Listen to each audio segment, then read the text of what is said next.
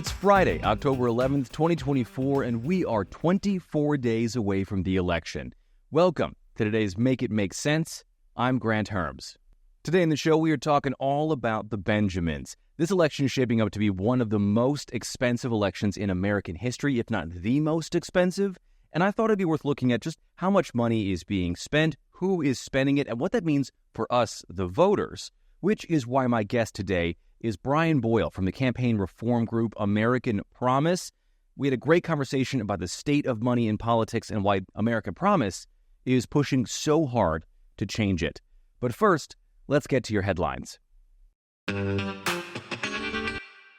On Monday, the U.S. Supreme Court started its new term, and there are a ton of cases on the docket this time that could have huge impacts on American life, including two major cases on guns, one on whether the Biden administration can ban ghost guns, which are plastic guns or 3D printing blueprints for them that can then be printed and assembled without any tracing or tracking. The other is a case that would prevent gun manufacturers from being sued when their guns are used in crime. Specifically, this case is about the gun makers asking the court to step in to stop a lawsuit from Mexico where the Mexican government is suing over American guns being bought in the U.S. and then being trafficked over the border by cartels and then used in Mexico. There's also a potentially landmark death penalty case out of Oklahoma and a highly charged case about Tennessee's ban on certain gender-affirming care for minors. And of course, the election and whatever happens there will likely play a role in this new term. As of when I'm recording this, 13 people have now been pronounced dead as a result of Hurricane Milton in Florida, and at least 1,000 people have been rescued from floodwaters there, along with 2.2 million customers who remain without electricity or utilities right now because of the floodwaters. Another 10 million still remain under a flash flood warning in Florida. As you move up the East Coast, where the states that are still reeling from Hurricane Helene are still recovering, that death toll has now soared to more than 230 people. And flooding and mudslides have now started as they've gotten just a bit of a break, or at least they thought they were getting a break from this natural disaster. Hurricane rescue efforts are continuing in both Florida and across the Southeast in the hardest hit areas, including Georgia and North Carolina. On Wednesday, the economy got a mix of good and bad news. Prices rose last year 2.4%, which is less than the year before. It's a sign that inflation is cooling, though it's not as fast as many economists thought that it would after the Fed cut rates last month. Now, there was a bit of good news. Gas prices actually fell 4%, and rent prices cooled off too, which is a good sign that more of that might be coming to other parts of the economy, which is why economists still expect the Fed to continue cutting rates when it meets again in November. Finally, on Thursday, the matriarch of the Kennedy family, Ethel Kennedy, died. Her grandson, John Kennedy III, said her passing was from complications from a stroke she suffered last week. Ethel was married to Robert Kennedy until his assassination in 1968. Afterwards, she raised their 11 children and spent a lifetime working in civil and human rights. She's survived by her 9 grandchildren, including RFK Jr., 34 grandchildren, and 24 great-grandchildren. She was 96 years old. Okay, those are your headlines. Let's get to our main topic this week, the most expensive election of all time. Earlier this week, the nonprofit Open Secrets came out with its look at just how much money is being spent on this election. Open Secrets is a nonpartisan group that tracks election spending of all kinds, but specifically tracks what's called dark money. So money where the donors are hidden or how much they can spend is unlimited. But we'll get to that here in just a minute. Open Secrets found that the 2024 election is on track to break $16 billion in total money spent. And that's not just the presidential election, it's for House and Senate races too. And then when you adjust that for inflation, this year might not top 2020 as the most expensive, but it'll be close. And either way, $16 billion is a lot of money. And when you break it down between the presidential campaigns, all told, Harris has raised about $1 billion in just 3 months, which it is hard to undersell just how staggering that is in that short amount of time, especially when you compare it to Trump's $430 million in that same amount of time. And in all, Trump has about $622 million. Now, the rest of that $16 billion I talked about is being spent in House and Senate races, where there are some really expensive races happening right now, specifically in the Senate in Texas and California and Arizona and Maryland. But the stuff I want to talk about is all where the money is coming from. I've talked a lot about before about how campaigns are spending their money on ads and rallies and why it matters about where those things are being spent. You can go back to listen to a number of other episodes to get some of that information. But when we talk about where this money is coming from, yes, a lot of it is coming from small donors giving a few $1,000s or less. The Harris campaign has really put a lot of effort into showing just how many new small money donors they have, and Trump has long advocated for his small money donors. But the bulk of the money that actually makes a difference is coming from extremely wealthy donors or super PACs or political action committees. Now, both sides have deep pocket donors. Trump has done a lot less glad-handing this time around of Republican donors, which is something that he and his supporters like bragging about to say that Trump doesn't need their money. Now, those totals that I just talked about there would tell you otherwise, and so would Trump's actual big money donors. Chief among them is Tim Mellon, as in Carnegie Mellon. He's a reclusive billionaire who only has just a few accredited photos of him out there. In fact, there are just two, and the most recent one is from at least 1981. His family fortune is in banking, and he's given about $125 million publicly to Trump. He's also a friend of RFK Jr., who was a newly minted top Trump ally. Trump also has the backing of Elon Musk, who I've talked about before here, and I've talked about this week, in fact. Now, Musk hasn't publicly donated anything to Trump's campaign, but he has started his America PAC, which this spring said it would raise $180 million. Musk also has a huge following, so his influence goes beyond just money. And then there's Miriam Adelson, the widow to Sheldon Adelson, who up until his recent death ran the America-Israel Public Affairs Committee, an extremely wealthy, extremely well-connected pro-Israel group. And Miriam Adelson has pledged $100 million to her own PAC backing Trump. Harris, on the other hand, has donors of her own. The co-founder of LinkedIn, Reid Hoffman, who has become an anti-Trump crusader since Trump's election in 2016, has pledged millions to Harris and Democratic PACs.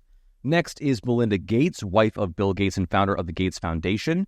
She's been a prominent backer of Harris and other Democrats. And finally, George and Alex Soros. They both made their money in finance, and the Soros family has long been involved in Democratic politics, and because they're Jewish, have long been boogeymen for the American right, so much so that just invoking their name is seen as a long-standing anti-Semitic trope.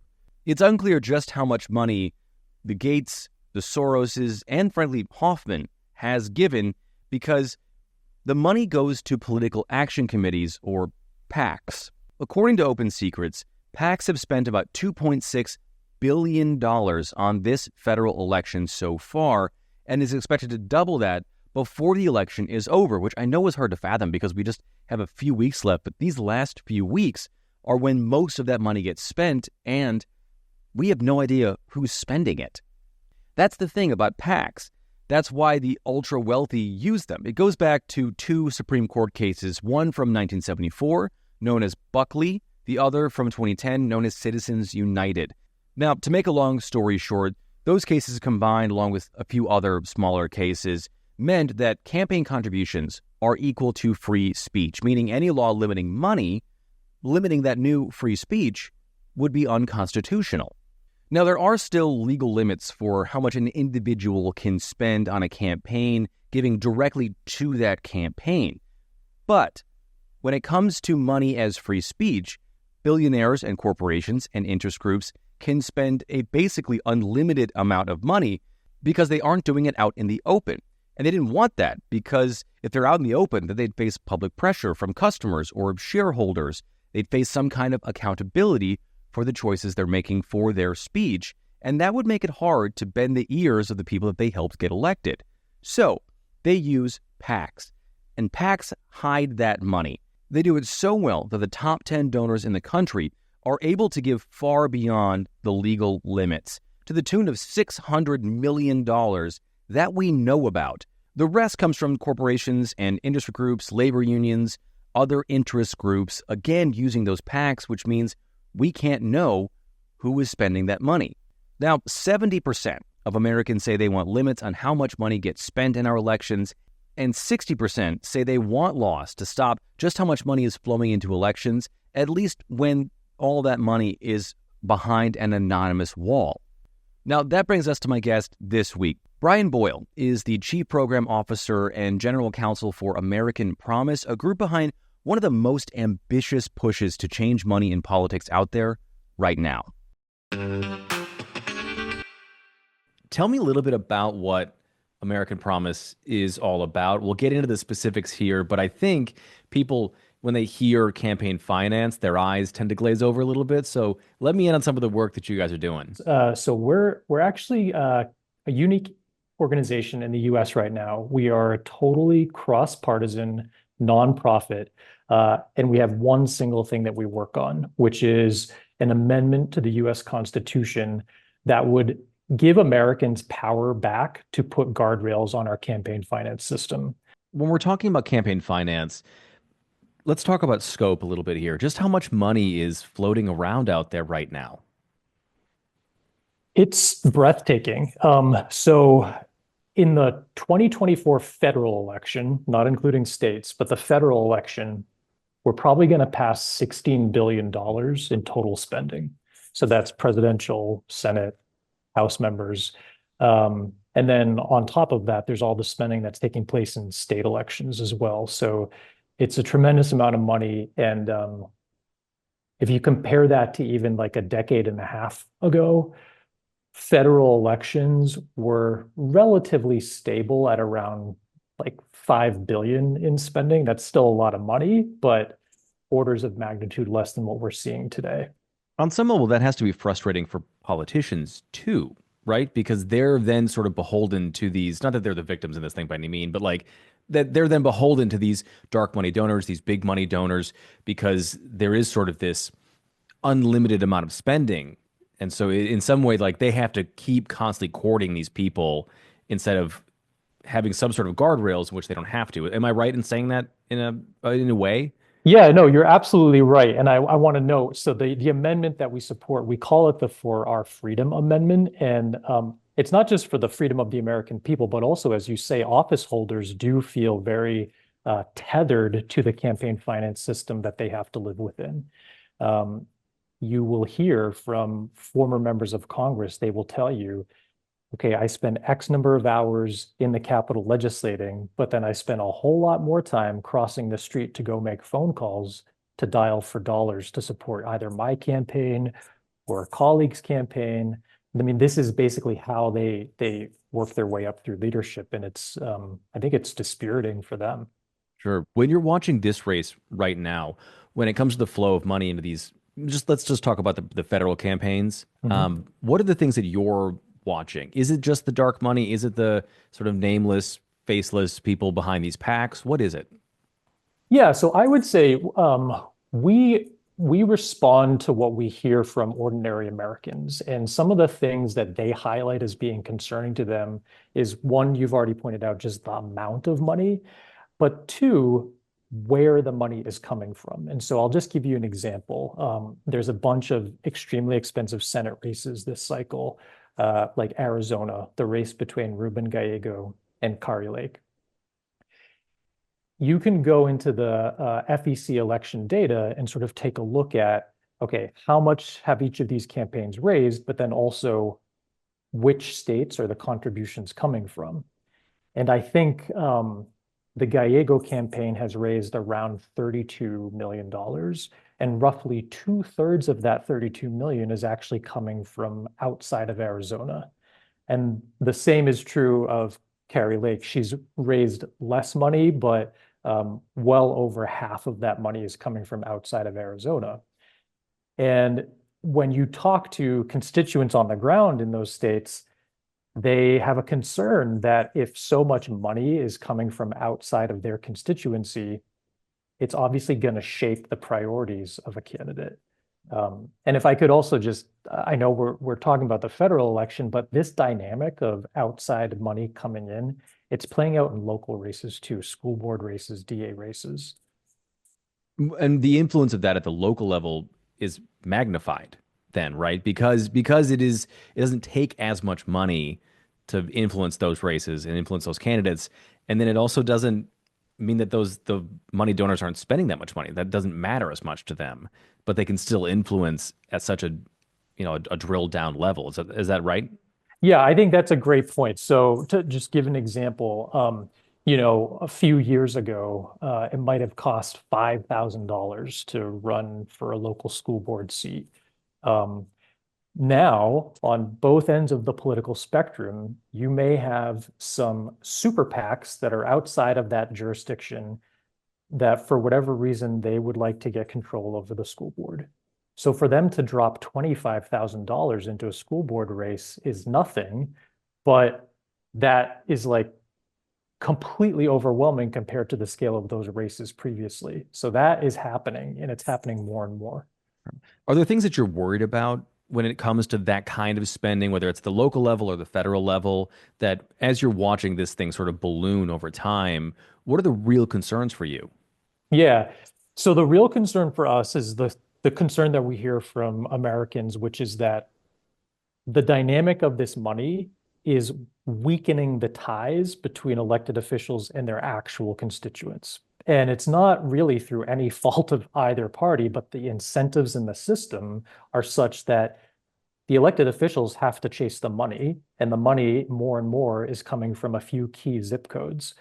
And so it's just human nature. You're going to be responsive more to the interests of those folks that are funding your campaign and maybe less responsive to the people that are your actual constituents.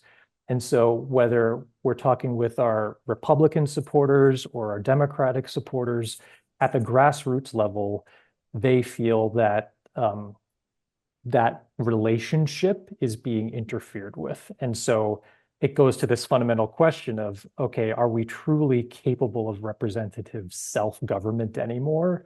Or are our representatives beholden to other interests that aren't aligned with us? That's the fundamental concern. When we talk about the amendment that American Promise, wants to make, it would be the 28th Amendment of the Constitution. Yep. How if we can get into like the actual like logistics of this, but like how would that actually work? Sure. Love to get into the logistics, but Yeah. first, just let me give you a sense of what the amendment says and what it would do. So it's very simple, straightforward language, three sections. And the main idea is that the amendment tries to specify who should get to make decisions about campaign finance policy. Um, Quite honestly, it wouldn't be the place of a constitutional amendment to set a specific policy. But what we're saying is that the states and Congress should have the power to make decisions and set guardrails. And it really shouldn't be the courts that are doing this and making all these choices. So there have been various versions of a campaign finance amendment proposed going back to the 1980s. Some of them have had their pluses and minuses. We think the virtue of our approach is that it actually doesn't prescribe, national limits one way or the other, but it gives even the ability to set those limits back to policymakers where we think that power should be. And then, just on the logistics of how you actually amend the Constitution, Yeah, because it's that seems like a really, really hard task, yeah, especially right now. yeah.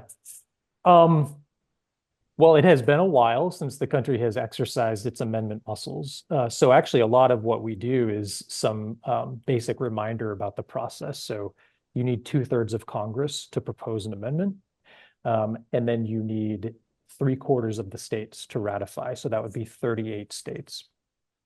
At American Promise, we have a strategy that involves, outreach to members of Congress every cycle. At the same time, we are working in states throughout the country on sort of pre-ratification, where state legislators can go on record and say, we know that the amendment hasn't been proposed yet, but we support it and we would ratify if it were sent back to the states for ratification. Since Buckley, since Citizens, a lot of the precedent around campaign finance is sort of set and interwoven and tangled. How could we even go about undoing a lot of that and sort of, peeling that back to get to a place that we used to be? Yeah, that is a great question. And forgive me if I end up going a little bit too technical with the legalese, but I guess what I would say is that day one, when this amendment is ratified, what it says is that all of those prior judicial decisions that struck down campaign finance laws, saying that they were a violation of the First Amendment, those decisions would all be ripe for revisiting. And it wouldn't be a foregone conclusion. Let me give you a concrete example. Right now, under the current state of the law, um, if Montana wanted to experiment by limiting the amount of outside contributions coming into the state, they can't do that. They just cannot. The amendment gets ratified, suddenly that would be back on the table for a state like Montana or Utah or wherever. But then it would go into the hands of those legislators, those constituents to decide, well, what policy do we want now that we have the freedom to make policy in this area again? I also am one of these people too. This is not what I was going to say, but like who thinks that the barrier to running for office because there's so much money in politics right now is kind of this like sidebar travesty that's happening because Mhm. the brain drain that you get from not being able to have good people who just can't afford to run for office is only getting worse as we have more and more money. Um, but what I was going to ask here is that a lot of this for a lot of people, I think, because there's so much money, feels hopeless in a way. How do you keep your optimism in doing this work when it does feel like because there's so much money, the deck is stacked against the thing you're trying to do? Yeah. Um, well, I think that there's no question that there is power aligned there's currently power aligned in favor of folks that want to preserve the status quo system, but it's a relatively small number. And it's the people that have the millions or the billions to play in that way. But the vast, vast majority of Americans across the spectrum um, don't think that that should be our constitutional situation. And I will say, as a proud American, we have a history of realigning things constitutionally when we need to. And we have used amendments to do that, right? So it goes without saying that the amendments following the Civil War created a fundamental realignment in power for folks that were previously absolutely disempowered.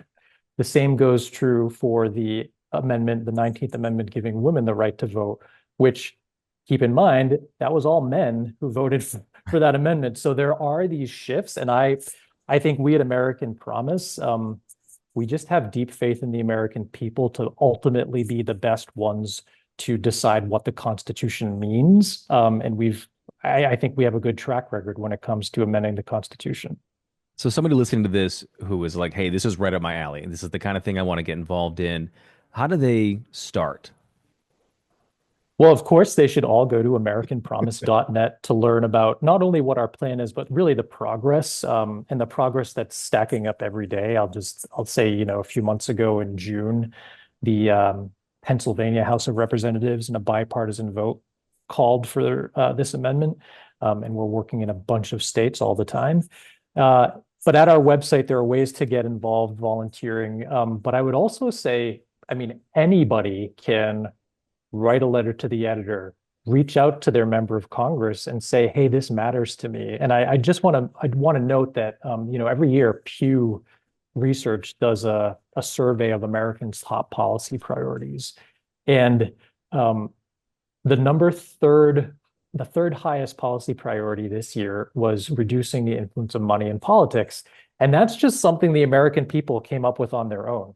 And so I would just say, I would encourage you, if you feel this way, send a letter to your member of Congress, send a letter to your senator, tell them to check out this amendment, tell them that you think it's a good idea, because believe it or not, when we are going into those meetings in DC with members of Congress and their staff, and we mention, they will say, oh yeah, we actually were hearing about this. So have your voice heard that way. It's something you can do right now, and it doesn't require money. So I would encourage that. It takes so few people. I've said it before on the podcast. I'm always shocked by how few people it takes to call a representative's office or a senator's office for them to like try to make a change, because they think if 12 people call, then it's got to be a much bigger issue. And so I always think of the direct democracy aspect of it in that way, which also feels like the same kind of tactic you're taking here with this amendment. Precisely. And you're absolutely right. I mean, there are, it does feel often hard to get one's voice heard over the torrents of money pouring in, but don't underestimate the power of a call or a letter to your member of Congress or your state senator or representative, because they do keep track of that. And it certainly helps our advocacy efforts. Well, Brian, thank you so much for doing this. I really appreciate it. Yeah, of course. Great to spend some time with you, Grant. Okay, now it's time for TLTO, or Too Long Tuned Out, where I tell you just the stuff you need to know from the stuff you just heard. The 2024 election is on pace to be the most expensive in history, or at the very least, the second most expensive, totaling around $16 billion. Harris and Democrats have outraised Trump and Republicans, but there's still a lot of time left when it comes to money. Now, both sides have big-name, big-money donors who are spending a lot in hidden money, but most Americans want that to change. And that is it for today's Make It Make Sense. I want to thank Brian for coming on the show today. I've got a link to American Promise if you want to know more about the work that they're doing in the show notes. And of course, I'll have an extended interview with him up tomorrow on the Make It Make Sense Substack. Please rate and review this podcast on whatever app you're listening to it on. Like, subscribe, and hit that bell for notifications on YouTube. And like I said, subscribe to the Make It Make Sense Substack so you don't miss out on that extended interview or any of the other bonus content I've got up there. And as always, please share the show on social media. It's Mims News Pod. That's MIMS News Pod, all one word, on every platform. I am at Grant Herms on X and at Grant Herms TV on everything else. Thank you so much for listening today. I'm Grant Herms, and I'll talk to you tomorrow.